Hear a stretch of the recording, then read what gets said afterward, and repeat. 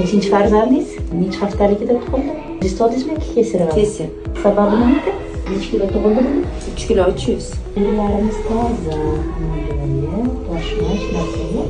Faqat ozgina fantas yo'qmagan, menimcha ozgina toshmasi bor ekan. Axlatimiz necha mahal keladi? Ular qanaqa? Nima bilan ovqatlanadi? Ko'krak sutimi yoki qo'shimchami beriladi? 20 kunlik bo'lsa, normaga уже tushishi kerak. Bilirubinimiz. Bilirubinimiz normadan biroz oshiqroq ekan. Juda baland emas.